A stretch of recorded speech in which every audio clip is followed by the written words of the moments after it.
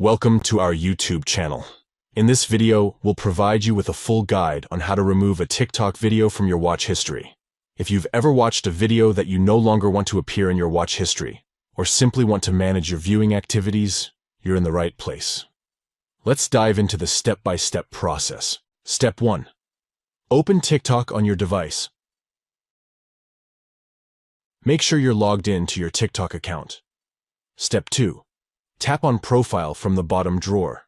This will take you to your TikTok profile page. Step 3. In the top right corner of the screen, tap on the 3 stacked lines. This will open the TikTok menu. Step 4. From the menu, tap on Settings and Privacy. This will take you to the Settings and Privacy options. Step 5. Within the Settings and Privacy options, tap on Activity Center. This section allows you to manage your TikTok activity. Step 6.